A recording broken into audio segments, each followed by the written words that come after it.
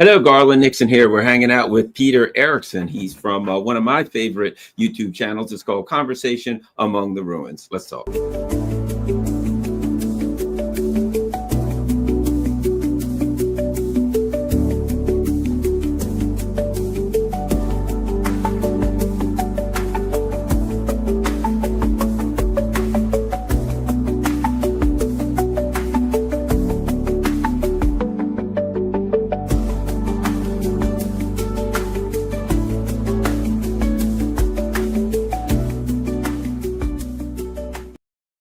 Hello, Garland Nixon here with Peter Erickson. I think I'm looking kind of short here. Maybe I'll try to grow an inch or two.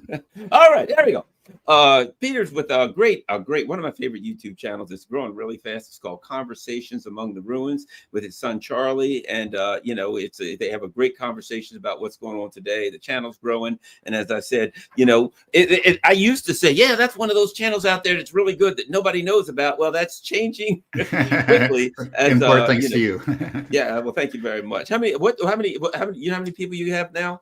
I don't really follow it that closely. Okay. I think last I checked, it was like 27,000 subscribers. Wow! But wow. it's growing right fast now because of everything that's going on. The world is so crazy. The crazier the world is, the better our channel does. How about that? So, yeah. But I still pray for peace. Yeah, exactly. I'd rather have no views and no nuclear war. How about that? Yeah, Right. All right, let's get to a couple of important things. Let's hit on a couple of things that are important. Of course, Trump says 2 weeks. This is what I want to ask you about. This is critical. Let's just say, for the sake of argument, which I hope we all make it through this, something dramatic is happening.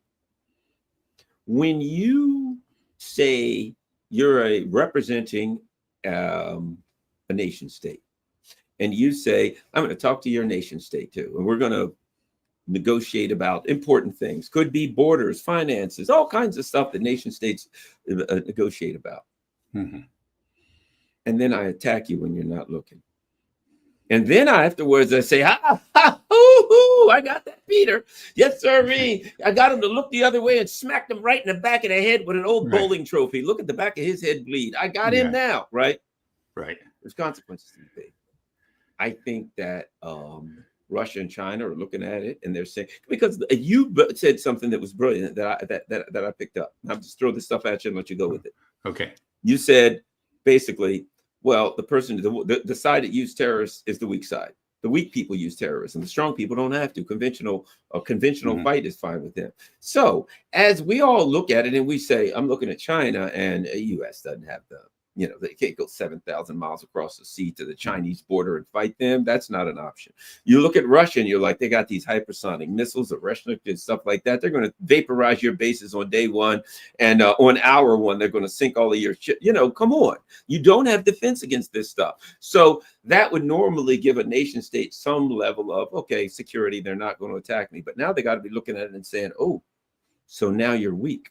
So now you still want to attack me, but you're going to try to outfox me. You're going to try to get me in close so you can do a sneak attack. You're going to try to do inside stuff. You're going to try to do regime change through shock and all. You're going to, all these things, infiltrate me, build bases inside. So now what you got to say is, I can't negotiate with you, talk to you, or get anywhere near you because you're very dangerous. Your thoughts about how that perfidious action of drawing someone in close so you can stab them, the long-term effect of that. I think it's huge. Yeah, I think so too. I think that the Russians already had learned that lesson. They had their similar experiences. I think the Minsk agreements probably were that really was seared into Putin's consciousness. And he talks about it now, I think, still with real bitterness. They lied to me. They were just playing me. And he's speaking about Hollande, Merkel, and the others. But he's quite bitter about it, and he admits that he was, he was fooled. He fell for it. He took the bait, and they used those agreements to build up the forces in Ukraine and prepare for a further attack. We all know about that, so we don't have to go into it in detail. So I think the Russians already learned that lesson. Now, I assume that the Iranians had learned it because they have been at the receiving end of all kinds of treachery for decades, for longer than anybody else. We have to say, in a way, in this whole multipolar thing and resistance to global hegemony, the Iranians are the pioneers. They're the ones that went out first, and they were on their own for all those years. And finally, now others are coming in, the Russians, the Chinese, but incredibly, they fell for it. And I find that quite remarkable. I think that probably if it wasn't for that helicopter crash that killed Raisi, the former president of Iran, it might not have happened. But the Iranians, for whatever reason, elected this Pezeshkian, which I think, I'm not accusing him of treachery, but just plain old naivete. That he really wanted to, he really believed that that there was a chance for negotiation, for some kind of rapprochement with the West. And I think he let his guard down. And according to some reports, I guess this comes from Larry Johnson, who has connections in Russia, and he's saying that he understands now what happens. Pezeshkian understands what's happening. It's worse than that. We're talking about he let his guard down in these negotiations, but apparently the Russians, Putin himself said this very recently. The Russians offered him a mutual defense pact, very similar to what they had with North Korea. That would have really protected Iran. It's like, okay, you attack Iran, we attack you. That's what a mutual defense pact is all about. And we go to war with you, together with Iran. This wouldn't have happened. But apparently the Iranians didn't want to do it. I heard that. I remember Putin saying that just a couple of days ago and thinking, what? Why did they turn it down? And apparently it was, again, this naivete. It just said, well, we thought that it would anger the Americans, and we were still trying to improve, our relationship with them. So it stuns me that after all these, again, decades of treachery, that they still had this belief that, maybe if we just show our good intentions, they won't stab us in the back. Well, they got stabbed in the back. And in a way, a very dramatic way, the whole world saw.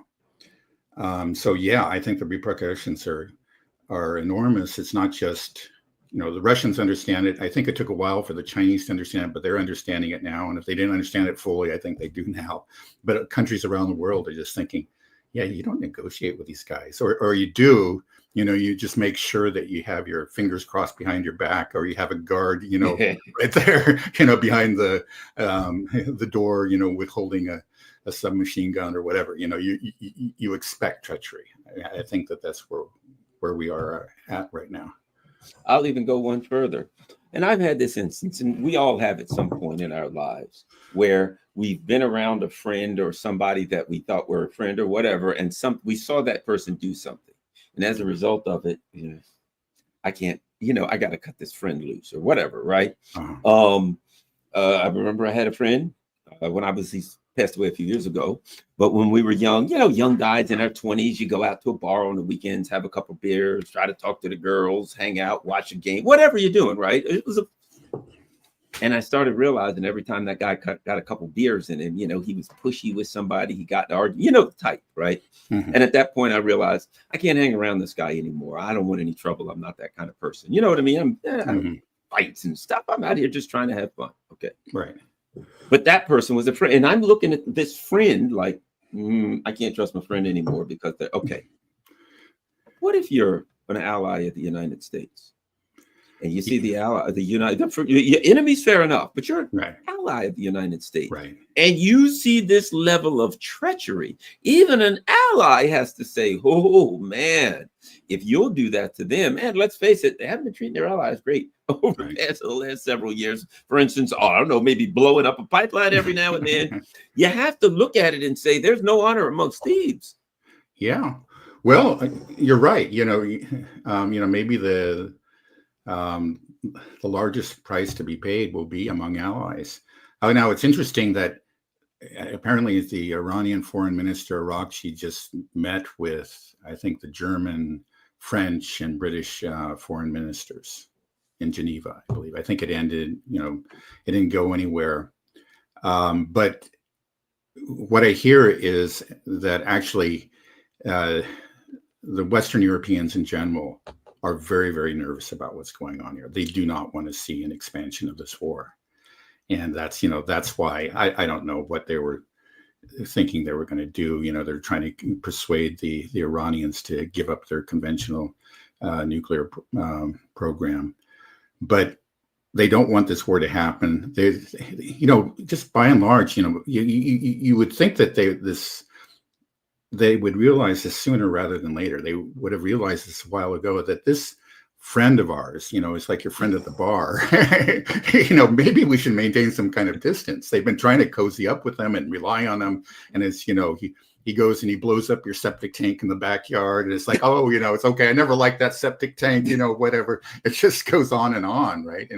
And he spies on you, and, he's looking in through the windows, recording your conversations. I remember, there was quite a scandal about that several years ago. But still, you're just, whatever. You want me to go to the bar with you? I'll go with the bar with you. Again, it's just slavishly devoted. And now you've got, this, a new president, Trump, who is giving them hell, threatening them with sanctions all the time. And still, they're just kind of longing. They can't give up on the idea, I think, of American-led Western hegemony. And this is a strange fixation, because it's obviously so self-destructive, but they can't give up on it. And I don't know how to explain it. It just, I've got my theories, but nothing is really satisfying, because it just, in terms of interest, their self-interest, their survival, it doesn't make any kind of sense. So yeah, you would think that, like, these recent events, it's should raise some eyebrows, right? And it's causing them to think even more, like, the septic tank, that other thing, and this, maybe we should reconsider this. But you don't really see any sign of that at this point. And in fact, actually, when Israel launched its surprise attack, you got tremendous praise from people from all three of, all the three nation states that I just mentioned. Now they're just afraid about it going any farther than it is, but they did initially praise everything that happened in those first couple of days. Maybe thought it was going to be over real quickly, and then now they're realizing that no. I don't know. I just think about it. It has to be just like another, if you look at it kind of a scale, and it's just another little, another piece, another pebble on the scale. And you think that at some point, finally, it's going to move, and they're just going to wake up. But you just don't see it happening yet. Yeah, I think you're right. I also think this, and of course, as the neocons always do, they always overestimate their power and underestimate whoever. Well, if I just say boo, he'll fall in the ground. Remember this? Yes, we'll attack even though, like, the Russians had like 6 months to build up their lines. They're like, yes, we're going to attack the Russians in March. And the Russians are like, okay, got that, March. And we're going to come from that direction on a Tuesday at 3 p.m. And the Russians are like, okay, well, just build up all your defenses in that direction and set your clocks for 2:30. We prepare ahead. I mean, the stupidest people in the world, they literally had a trailer, like from Hollywood, about this upcoming counteroffensive, right? So they told the Russians, yes, sir, we're going to do that. And they all believed it was going to be successful. And they took some poor putzes and they put them in a tank or whatever they had, armored personnel carrier, and they drove them right out to their doom. Right. I mean, they had like a crumple zone. They never even got to the Russians' defenses. Right. And the Russians just mowed them down like cordwood, and you're like, and what they said was, yes, sir, we'll launch this lightning attack on the Russians, and the Russians will panic and run away. And I'm thinking, I don't think they've been studying the history of the Russian military. There ain't a whole lot of instances where I can think of that they panic and run away. No, that's not what they do. Right. But okay, maybe this time, maybe this is the first time. And they all got mowed down like right. Yeah. And but every time they come up with this absurd plot as to how things are going to work out, and then they're shocked. I'm telling you, I think France and Germany and England and all of them most of them probably knew, but they really thought, oh, wow, look, they got an opening punch on the Iranians. Oh, the Iranians are down. They're in disarray. Somebody start counting, get the bell. We're going to celebrate, break out the champagne. And the Iranians got up and dusted themselves off and started throwing missiles at Israel. And here we are. and Right. Israel is hurting. I think they're Yeah. hiding a lot of their pain. I think Oh, they're hurting. I think there's no doubt about that, about the last part, about the hurting and hiding the pain. There was a major missile barrage from Iran this morning, at least, our time, just a few hours ago. And you could see from the videos, I mean, it did a lot of damage. You can see these huge explosions in different cities, across Israel. No question about it, severe damage.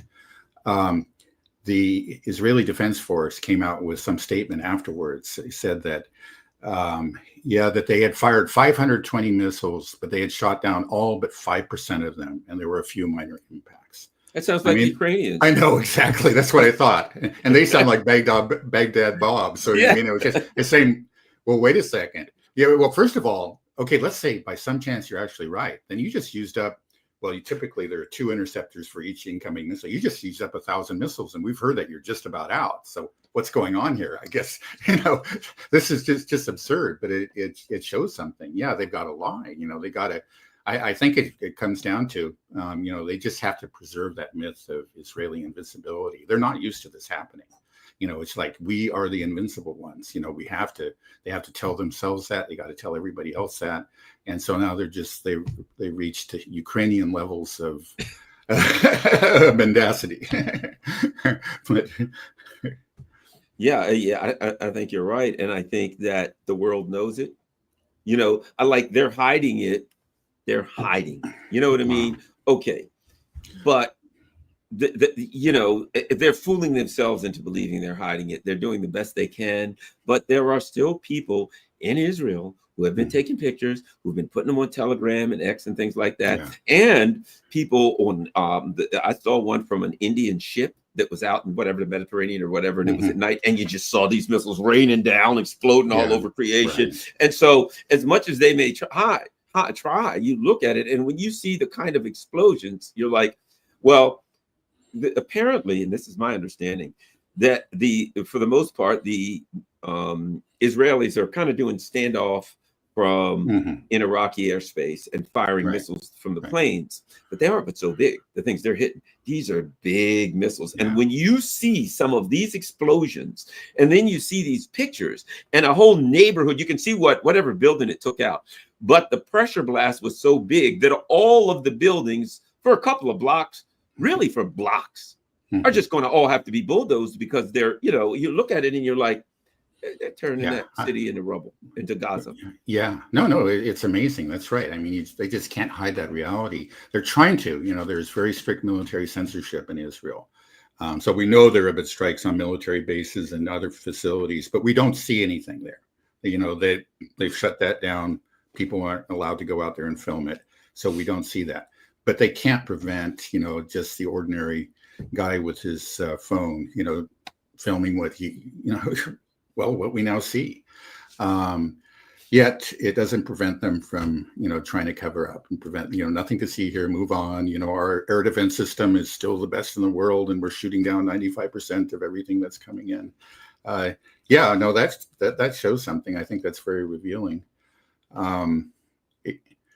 We're past that. Like you say, there was that initial surprise attack that clearly caught the Iranians off guard.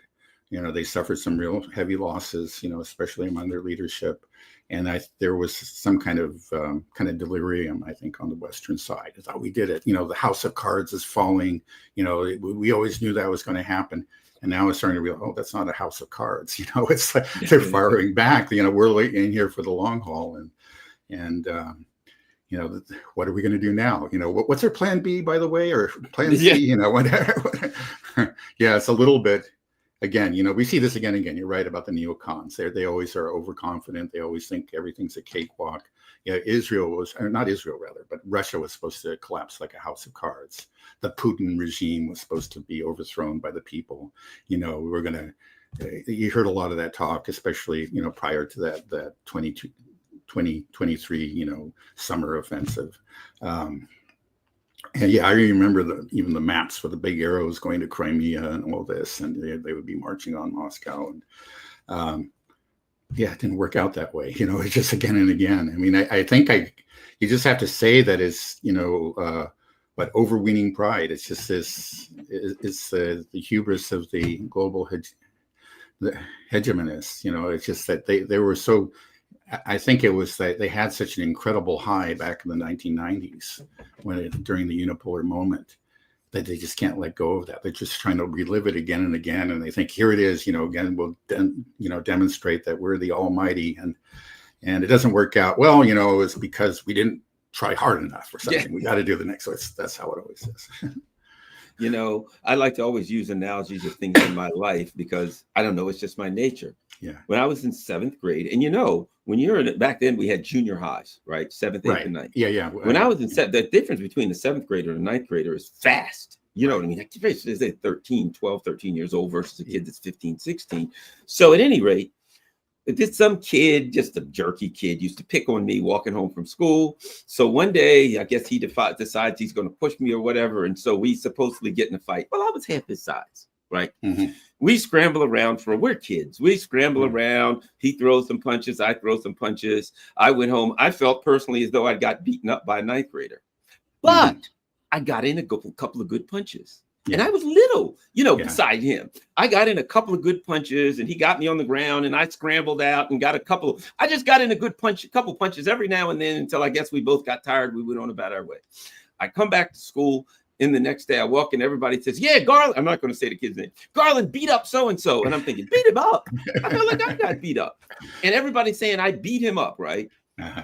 And I come to realize all it was simple. They looked at a little kid fighting a bigger kid. Yeah. And the little kid got in a couple good punches. I got a couple good shots. And then, I didn't know how to fight. I was, throw a punch, whatever, and hope for the best, right? And when you pick on somebody half your size, they don't have to win. Right now, they've gone in there. Yes, sir, we're going to pummel Iran into submission. We're going to the U.S. We're going to circle them, and we got the B-1Bs and stealth. We got everything. We can slaughter them without even thinking about it. Mm-hmm. All they got to do is survive. All they got to do is not have a regime change. You are almost asking for two catastrophic defeats if we count Ukraine. Your thoughts on that part of this stuff? Right. No, I think that's true. We were talking about the damage that, of course, that Iran has been doing to Israel, and it's real. It's significant. You can see it. But we also have to admit that Israel has done real damage, not just in that, that first day in particular, but they continue to, destroy buildings, assassinate people, and they will continue to do that for a while. Hopefully, the Iranians will just kind of root out this covert network that it clearly exists in Iran, that the Mossad built up, and they're having some success. But let's not forget, it's the Iranians are suffering. But I think you're right. At the end, everybody saw who attacked. There's just no question about this. You got to be, it's just some sort of either a liar or just some kind of ideological nut to think anything otherwise. The Israelis launched an unprovoked attack in the middle of negotiations, right? What can you say about that? That's what it is, and everybody knows it. So one thing is, like, everything the Iranians do is justified in terms of self-defense. They really are just, fighting for their survival, and everybody sees that. In the end, they may suffer greatly. I think they will, unfortunately. There's going to be the war will go on for a while, and the U.S. will probably join in, and the U.S. can wreak a lot of damage. There's no question about it. But if the Iranians can hold together, and I think they can, at the end, they're just standing. They're just like you after that fight, right? It's just everybody's going to say, he beat him up, because they've already got good licks in against Israel that we've never seen any country do, against Israel. Well, at least not since maybe the Yom Kippur War, but probably even then. I mean, I don't think it was really within like Tel Aviv or anything that they managed to,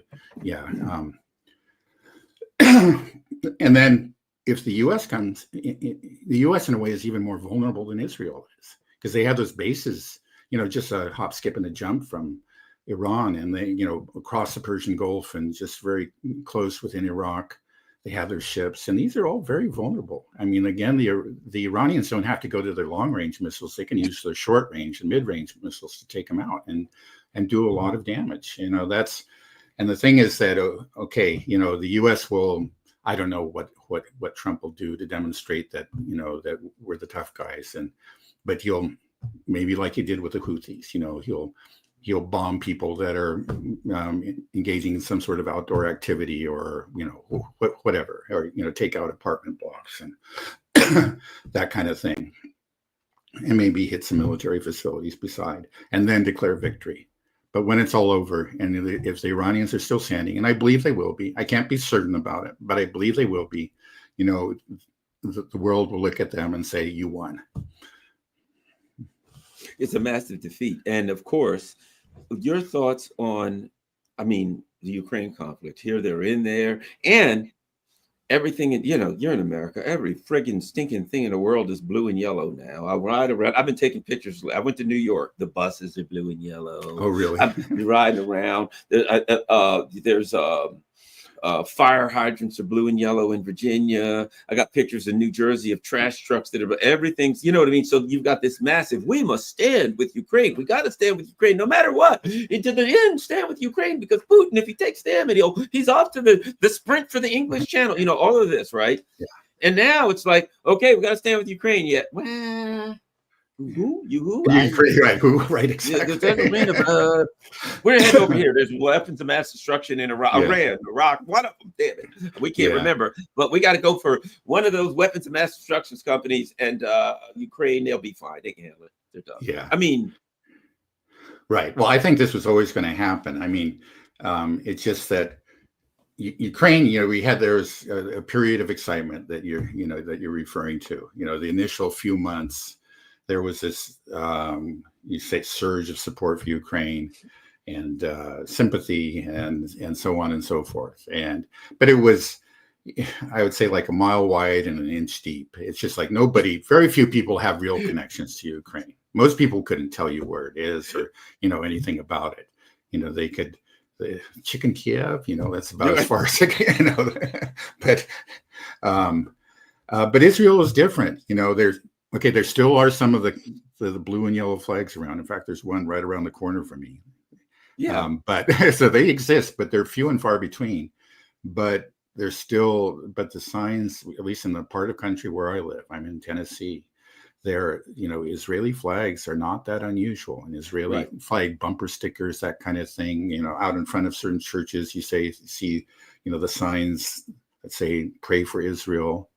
There is a real connection, you know, I think a very unfortunate one, and based on a false understanding, but there is a you know, a deep and emotional connection between many Americans in different strata of society, different parts of the country, you know, a connection to Israel. And so when push comes to shove, it was always going to be this way. It would be, what, Ukraine? You know, it's and we see it already. You know, the different kinds of munitions are being diverted from Ukraine to Israel, and it was already, you know, it was already looking very grim for Ukraine in terms of just supply. I think it's like, regardless of whether or not Trump wanted to continue to supply them, I don't know in the end if it would make any difference. Like if Kamala Harris was president, you know, we just don't have the interceptors, we don't have the missiles, and so on and so forth. You know, the stockpiles have already been drawn down, and now the little that we do have, well, that's going to Israel. You know, maybe they'll still get tanks, because Israel doesn't need tanks, at least not at this point in the war. But these don't seem to do much good anyway. So it's looking very bad, and I for Ukraine, I wouldn't say it's bad for Ukraine. It would be good if the Russians brought this to a speedy conclusion. Right. It would be good for Ukraine too. It really would be. It's bad for Zelensky and his people, and he's expressing his nervousness about this. You know, it's like, look at me over here. You know, Do you feel like this too? I feel like there are a number of the Macrons and Starmers and these people in Kaja Kallas's and Ursula. They have invested their political career in the Ukraine narrative. Yeah. that Ukraine is everything. We've got to stand up to the Russians. Otherwise, they're going to come get us. They're going to attack us. Ukraine is the only thing that matters. We got 100% Ukraine. You people have to suffer. You have to economically suffer. You got to pay more for gas and for all of this for Ukraine. We got to stand up for Ukraine. And if suddenly the air flattens out of Ukraine, I think they're in deep trouble, because I think a lot of Europeans are going to say, you told us we had to suffer because of Ukraine, and we did. Right. And you told us that if we didn't, Putin was going to get us, and Ukraine's over and he ain't even interested in getting us. Right. I think there's going to be a severe price to pay politically for a particular political class in Europe. Yeah. Yeah. I think there's no question about it. I mean, and you can see that happening already. Again, it's like the support for the war in Ukraine is just not there, with the exception of probably the Baltic states and maybe Poland. But even in Poland, it's a little bit iffy. But in general, it's, the support isn't there. It's not that the people are demanding, take more of our money, and send it to Ukraine. That's not what's happening. It's the political elites are saying, we're going to take your money and send it to Ukraine, whether you like it or not. I think it was Miss 360. I'm forgetting your name at the moment right now. the former foreign minister. Annalena Baerbock. Baerbock. Of course, it's Baerbock. How could I forget that? Yeah. She said it outright. Our people will have to suffer. And now there's this effort to raise the contributions by each country to 5% of GDP. And most of the governments have signed up to it, but they didn't really consult their people. And I don't think this is the sort of thing. It's like, oh yeah, whatever, Ukraine. But when, they see taxes rise, or, their favorite programs cut, or their heating subsidies slashed in half or removed or whatever, people will get angry. They will, it's like, yeah, okay, I didn't care about Ukraine that much. I'm sorry. I just didn't. I'm sure they didn't. So yeah, there already is a growing backlash, and I think it'll continue to happen. And then the big question is, this is part of just sort of a growing gap again between the elite and the common people, both in Europe and the U.S. And, how is the elite going to deal with it? Well, we've seen them, resort to dirty tricks. Are they going to just keep on going down that road until finally they just declare, elections are called off until you people change, come to your senses and start, obeying, you're not obeying, we have to, and if you don't obey, that's going to be a threat to democracy. So anyway, we'll see what happens. That kind of looks like the direction they're going. Let's talk about what we started with. What I named the video, right? 2 weeks. Yeah. So Trump comes out and says, 2 weeks. I'm not going to prejudice the witness or ask leading questions. What do you think's behind that? You saw, but just the leader doesn't know. Trump's in there, and everybody's like, I had heard over the weekend they're going to attack Monday or Tuesday. That's done. Okay. It's coming out, and blah blah blah. And then you hear Trump, and he's doing a lot of big talking, but things are going bad. Israel's starting to get smacked around a little bit, and then they're meeting, and we're like, oh well, it's coming, they're attacking. But meanwhile, online everywhere, all these MAGA people and everywhere was like, ooh, no, don't do this. And Trump comes out and says, I'm going to wait a couple of weeks. Your thoughts on what's going on with that and politically what's happening? Yeah. Well, I guess, first of all, I'm trying not to pay attention to anything that Trump says. It's just like, I know he said the 2 weeks. But I think it was like Bloomberg or something that had some article about, well, Trump says things and then he forgets he says them and so on. It was probably the truest article that Bloomberg ever published. It's just the guy is just all over the place. He may have been responding at that moment to pressure that he's feeling, both to some extent from his base. But then also, this is the worrying thing. I don't know how much of the truth is getting through to him. Because we are hearing these reports that he has excluded Hegseth. I didn't think Hegseth was any sort of peacenik here, but maybe it's a little bit more reasonable. Just being the head of the Pentagon, in general, the Pentagon has been more realistic and more conservative than actually the State Department. And this is Yeah. true going way back. I think because they have a better understanding of what military operation really entails and the possible consequences. So regardless of what Pete Hegseth thinks, he's probably reflecting what he's hearing from his people in the Pentagon. And maybe if this is true about him being excluded from these White House meetings, that's a bad sign. And Tulsi. And Tulsi. And of course, Tulsi is Tulsi, but she's also the head of the DNI, and she gave that report recently, that which actually was consistent with previous DNI reports going way back, at least to 2007. They don't have a nuclear weapons program. There's no intention. And then I think some other report came out and said that if they go for it, it could take them up to 3 years to actually have a nuclear weapon. So this all goes against the narrative. All it goes is and it pours cold water on the attempt to drum up this war hysteria. And the fact that he got them out of there makes me worry, that maybe he's, he just doesn't want to hear this, that he has set himself on this course. And, he's decided to just believe in this one version of events. And if that's true, then there's really not much hope. It's just a matter of when. Maybe, again, Trump is so inconsistent that, I think you've got him figured out and then he flips. So that's like the only thing I can hope for, is that he'll disappoint these people who think they've got their claws into him. It's kind of like before, remember, what was it? It was a couple of months ago. I lose track. So many things have happened, but in the Russia-Ukraine conflict, there was going to be the Europeans were moving to actually issue this ultimatum to the Russians.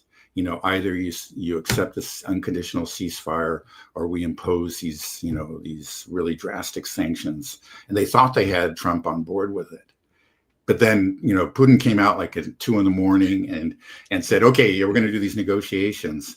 And then the next day, Trump tweeted, it's like, great idea. And he just pulled the rug out from under their feet. And that's the only thing I can hope for, is like he might do something like that. It's just like he's starting to get some cold feet himself about this. I remember Trump. I don't know if you remember that. I think it was in South Carolina in 2016. That's, when I first noticed him, it was in some debate, and he denounced the Iraq war. And a lot of people were saying, oh, that's the end of Trump, because this is just so sacred to the Republican Party. And there was this groundswell of support for him. And that's when, my eyes opened. So this, this kind of this anti-war message, especially with respect to the Middle East, has been part of what got him elected. Maybe we sometimes overestimate how much of an effect it has, but it's obviously part of what got him elected. And I, maybe I'm being naive, but I think he's, sincere about that. He's just that actually he really didn't like these wars. They don't make sense to him. We don't get anything out of it. It's just a lot of people die, a lot of stuff gets blown up, and in the end, we have a big bill to pay, and he doesn't want that to happen. So maybe that his better instincts are starting to, give him cold feet, and he is hearing some things that are coming from his base. Again, maybe I'm being naive and just overly hopeful, just grasping at straws, but that's, I guess you have to have hope. Well, I'll go one better than that. To me, it's not about hope. As what was it? Bill Parcells said, you are what your record says you are, right?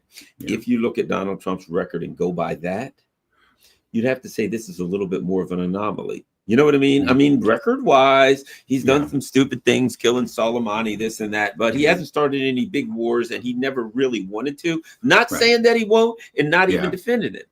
But if I look at his record, for a while, people have been saying, do you think he'll attack Iran? And I said, no, I don't think he will. And they said, why? I said, because he doesn't seem to like a big war, right? And I think right now, and again, people say, oh, you're defending Trump. No, this is not a defense or an offense. I'm just trying to figure out what the hell's going on. That's all. Yeah. And I have to say, record-wise, he hasn't liked the bag. He'd be happy to kill somebody he shouldn't have killed. He'd be happy to, attack, bomb the Houthis or something, a wedding for the Houthis or something like that. Yes, he'll do that. But starting a big war, he doesn't seem to like to stick his neck out like that. And I think, maybe I'm wrong, he's really cornered. He's really cornered.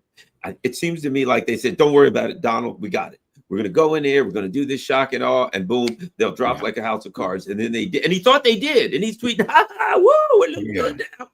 And now he's like, oh, crap. And now they're saying, all right, well, we got to go in. And he's like, ooh, go in. Uh-oh. Yeah. And meanwhile, his people are like, don't do it, Donald. We'll abandon you. And it sounds, now, have you heard these rumors that he's getting some doubt in his inner circle, which I can believe that one. Your thoughts? Yeah, well, no, I agree with your analysis. My thought is that, he really didn't. He really did want to pursue negotiations. It was stupid. He shouldn't have torn up the JCPOA to begin with, but he could have gone through the motions and kind of had it, JCPOA 2.0, and then declared victory and said, this is so much better than Obama's JCPOA or whatever. He could have done that, but he is surrounded by these, these extreme Zionists and Iran war hawks, and they kept on working on him. They knew that his reluctance to actually go to war, but they told him, hey, we got this great plan, the Israelis do. And it's just like, we're going to decapitate, the Iranian government. We're going to hit them, from every side. And, they won't even know what's hit them. It's going to be over in 2 days. And that's it. It's just like, they'll be begging for any kind of deal with you when it's over. And it'll manage to, it'll keep you out of war, Donald. It's just like, this is going to be so fast. It's going to be so effective. There's this pressure, all these annoying people that are trying to make you to go to war. Well, there won't be any need for it because the Iranian regime will have fallen. So let's go for it. And, they fooled him into signing onto this. And now it didn't work out. And now it's looking like, oops, this is going on. So, well, okay, it didn't quite work, but we've hurt him hard. And if we can and we've got these incredible bombs, or they're really big bombs, Donald, and we can take out that facility that's deep in the mountain there. It's just going to take 2 of those bombs, and then that's it. You just fly in, we drop them, and boom, you've done it. You're the hero. You save the world from the Iranian nuclear threat, and you don't have to have any war. But then some people, I hope, have gotten through and said, first of all, these bombs might not work. There's actually a very good chance they won't succeed. And then, hey, the Iranians, they can really hurt us. And he's got to know, like, he's seeing what's happening in places like Tel Aviv and Haifa. Say, oh, yeah, they really can hurt you. And that wouldn't be good. That wouldn't play very well. This is, I just hope, again, I don't really have any confidence that he's going to, avoid this. But I imagine he's having second thoughts. The problem is, it's just sort of like he's standing at the edge of the abyss. And it just takes one misstep and then it's over. It's sort of like, I don't know, maybe not. But, in a weak moment, you step into the abyss, then you can't change your mind. If he sends those B-2 bombers, and then, it's all over, really. I mean, it's just the Iranians will respond, and then, who knows? If he doesn't forcefully move back, and bring back in Tulsi Gabbard and whatever, and say, we're not doing this. I'm afraid, just by wavering as he is, you just keep on wavering on the edge. Eventually, you go over.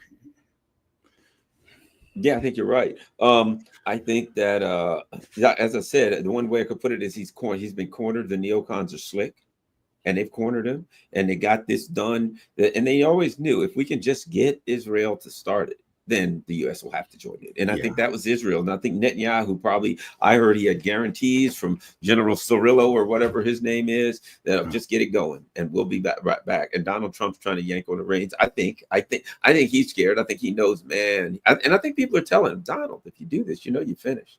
If you do this, if you, and there's another part of it. And I've said this all along, there are potential. There's a number of potentials. Okay. I'm listening to Alistair Crook, and Alistair Crook says, the way I hear it, now this is, you can find Alistair Crook on a number of places where he said this. He says, the way I understand is that the Israelis are standing out in Iraqi airspace firing missiles in, that they're not flying in, that it's just too dangerous, they get shot down, that they're not flying in, right? And of course, they're doing a lot of propaganda. We fly anywhere we want, and then the Iranians do some propaganda. We've shot 3, 4, 5, 10 F-35s down. You know, I mean, but if they ain't flying in, you can't shoot them down. And if they ain't flying in, that means they don't have, you know, everybody's lying. Which, of course, it happens in war. Yeah. Yeah, exactly. That's what you're supposed to do. But okay, it sounds like their airspace is pretty prickly. You know what I mean? You don't just go in there pretty easy. Had Andrei Martyanov off, and he's saying, look, you put those B-2s or B-1s or whatever they are, you flying in Iranian airspace, they're not survivable. They're big, they're slow, they are gone, they're done. So, okay.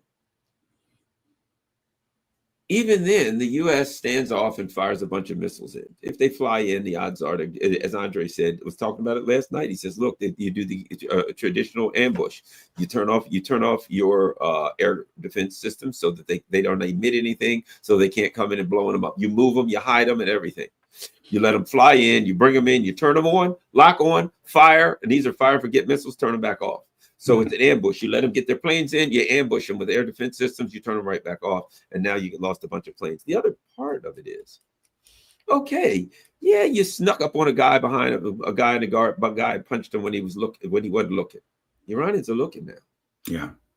To say you got 2 weeks, well, I'm Iran. There ain't going to be nothing for you to hit in 2 weeks.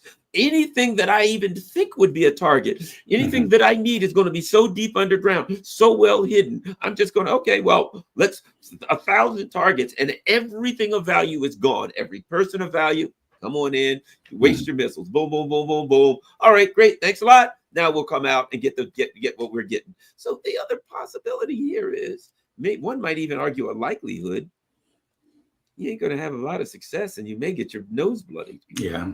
No, I think that's right. I mean, it's, first of all, they know what the target is, right? If Fordo, I'm sure that they understand they got to protect different targets because, yes. But they've been preparing for an attack by the U.S. longer than they've been preparing for an attack by Israel.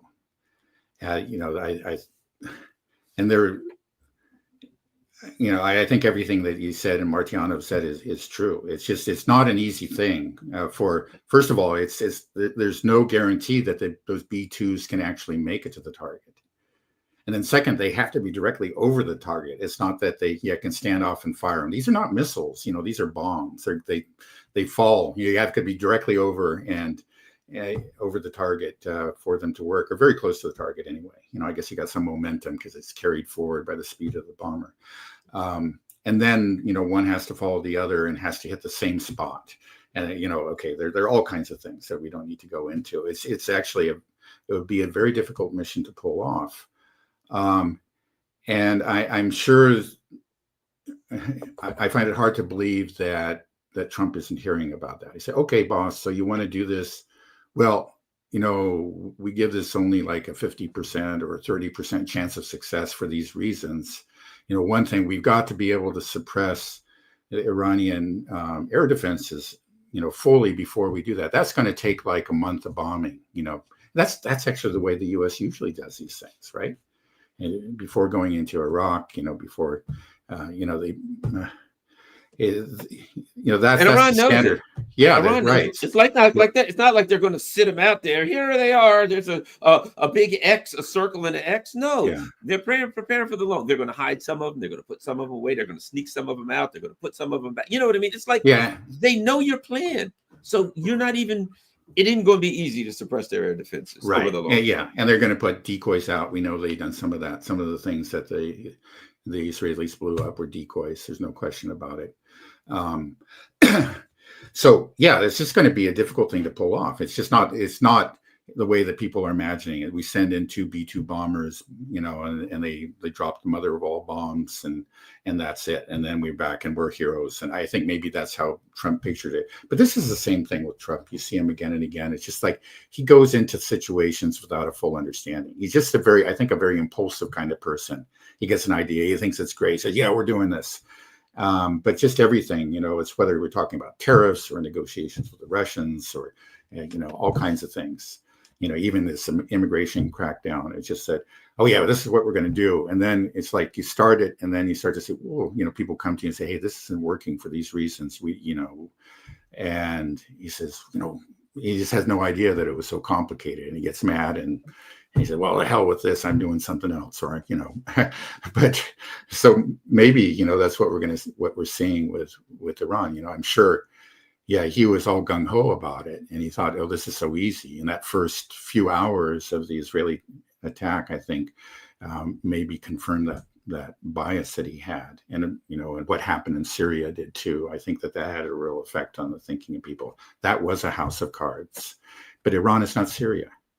But those people who want you to attack Iran were saying, oh, Iran is just another Syria. You see what happened there? We just hit it. And then for the first few hours, it kind of looked like it. And now it isn't. And Trump, as we've seen in so many other cases, he's saying, this isn't what I thought. This isn't easy. This is, let's do something else here. But it's going to be hard for him to get out of it. He's the people that he's surrounded himself with, and his own statements. So that's never stopped Trump. He can, again, as you pointed out, he's got the reverse gear. He can just, if he really wants to. I just don't think he has the fortitude, the discipline to pull himself out of this. And they got him there where it just takes 1 weak moment, one day where he says, okay, let's do it. And then the bombers are off on their way and it's too late. He can't call them back. Yeah, I think you're right. I think it's we're, and there's another side of it too. And that is, regardless of what happens, if they go to war, they get in there. I mean, I put it like this. Here's what I'm reading. Don't know how true it is. Well, Trump wants to go in there and he wants to hit this site, Fordo, for whatever the heck it's called. And then he wants to make sure that it isn't that. Did you read this? He wants to make sure that they aren't drawn into a long-term war. And I'm thinking, you actually think that you can just go in and, let me use the word strike, bomb a country, go home. Oh boy, wow, what time is it? 5:30? Well, we bombed the country. Let's go home and go have dinner now, and we'll get back to what we were doing. At that point, they're not going to now to counter-strike, maybe close the Straits of Hormuz, maybe not. Maybe the Gulf countries are then freaked out and they're like, we'll make a deal with you. If you don't close the Straits of Hormuz, we'll do a 1-week embargo and stop pumping oil to them. They may be ready to make a deal. I would. Yeah. So what happens in the 1970s? People forgot there was an oil embargo. Yeah. So you do that completely not knowing what the repercussions are going to be, but knowing they're going to be hell, whatever they are. So that's the other thing. Trump, well, I don't really want to get drawn into it, dude. If that's his thought, that there's any possibility, once you do that, you're in the air. You don't know what's going to happen when you hit the ground, but it ain't going to be, all I can say is this, it ain't going to be good. Right. Well, it's kind of like, Wile E. Coyote, when he goes off the cliff, he, eventually gravity, the law of gravity, it determines the outcome. He's going down. I mean, that's what's going to happen. It's really, it would be very funny if it wasn't also tragic, that so many people are going to die. But I don't know. Well, the last thing I'll say this, and I'll get your thought on it. Yeah. And that is, if he does that, as I suspect, gas prices will be in a way that people have never seen them. You know what I mean? I mean, whatever happens, even if the Straits of Hormuz doesn't close, if it does, if it doesn't, just the fact that you got a war zone, which means now once it becomes a war zone, that means that ship if you're, I used to deal with insurance, right, and had all my insurance licenses. In a war zone, no insurance is good. If you die, if you have a life insurance and you go somewhere and it's a war zone and you die, it's not covered. If you have a car in a war, it's not. Insurance doesn't cover. At that point, the ships that go through the Straits of Hormuz, period, they're not going to have any insurance. And if they do get it, they'll have to pay 10 times what they're paying now. It won't be worth what the load would be. So there's no way in the world we ain't paying $8 a gallon. Literally 8, 7, 8. right. And that's if we're lucky. If we ain't paying $8 a gallon, because you get to the gas station and there's a sign, no gas available for you, which is a possibility. The other thing that he's toying with is economic collapse. Because at that point, it's economic collapse. Right. Which at that point, he is toast. No, that's right. I think, again, in his imagination, it was going to be short and sweet. He thought, I'm sure that's how it was presented to him. Hey, we've got this great plan. You're just going to be a hero in and out, right? And if in fact he, if something like that happened, he probably wouldn't pay any consequences. There are not enough people in the base that are this ultra principled and say, whatever, that was wrong, Donald, you shouldn't have done that. He will be a hero, and or he would be a hero. But the thing is, it just isn't. You're right. There are all kinds of consequences, and just the threat.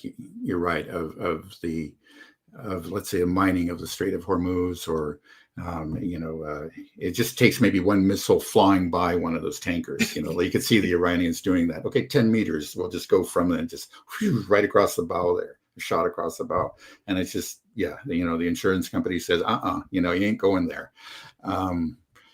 If they say we're considering mining, they say we're considering mining the Straits of Hormuz, the insurance companies will then say to these ships, if you get blown up and you hit a mine, you're not covered. They'll send them a notification that says, if you hit a mine and you blow up, you are not covered. So now you're the owner of a ship worth hundreds, literally a ship worth literally hundreds of millions of dollars. And you're going to take one freight of oil that may give you 15 million, 10 or 15 million you'll make off this freight of this one crossing of oil. Yeah. But you're going to take a chance of losing a $200 million ship, and it's all on you because your insurance says if they hit a mine, if anything happens in there, it's yours. Yeah, right. No, the ship owner is going to Maersk Lines has already said, we're not going to Haifa no more. Sorry, there's missiles flying around, and that ain't what we do. Yeah. Oh yeah, that's kind of another economic consequence for Israel. I mean, these are adding up. But just getting back to the oil and the whole question of the price of gas. I was just reading recently that the strategic oil reserve that the U.S. has, it's been drawn down to practically the very bottom. They've pretty much emptied that. It was something that Biden did, actually, to try to keep the price of gas down in hopes of first getting himself reelected and then Kamala Harris. And so now we're in a very vulnerable position. We have that strategic oil reserve for these kind of crises. So if it happens, there's just no buffer there. The price is going to shoot up. We're toying with economic disaster, and it's just the economy itself is in a rather fragile state. It's taken a lot of blows recently because of the tariff wars and just the growing fiscal crisis. It's reaching such proportions. So this is not a good time for an oil shock. It would be. This is the sort of thing again that where the whole the base will sour on Donald Trump. You say, okay, you got us into another one of these wars, and this was even worse than the other one. What is it? What's going on here? You're a fraud. Out of here. I'm sure there are dead enders who are going to believe him no matter what, but a lot of people are going to reach that conclusion. Well, I'll end up by saying this. You go into a war with 16% of American people actually in favor of it. 16%. That's the number 16%. I've seen. Yeah, that actually are like, yay, let's make it happen. Let us go. Right? You go into a war. And as we know, when you go into a war, the numbers always drop. And people are always like, yay, we're going to war. And then a couple months later, like, sorry. But if gas is $10 an hour, that will be a precipitous, it'll be just The bottom will drop out overnight, and people will start screaming. And here's where the last thing. Here's where Donald Trump is screwed. And you know what? This is where he is screwed worse than George W. Bush or anything. They'll say, we specifically voted for you because you said you were going to bring inflation down and you weren't going to get us into any foreign wars. We had an agreement.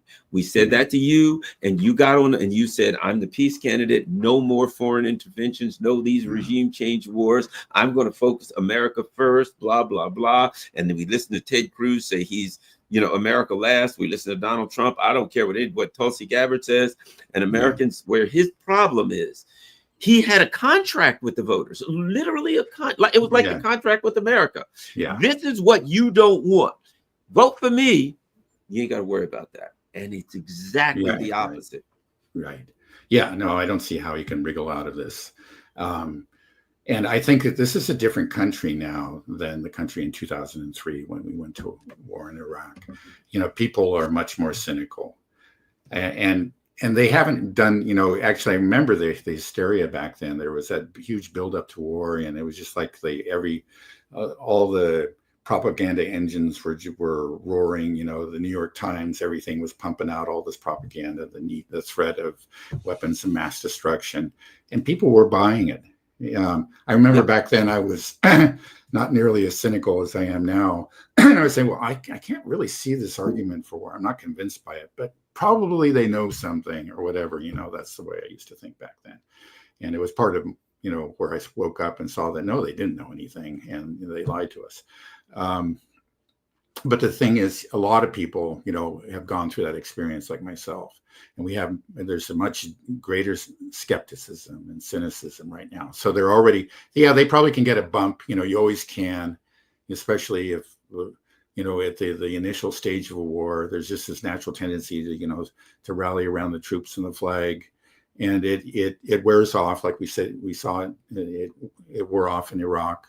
But I think because that cynicism is much deeper now, it's going to wear off much more quickly. And especially if, as you point out, gas goes to $8 a gallon or whatever quickly. It's not going to, he's going to get a very, very temporary bump and then.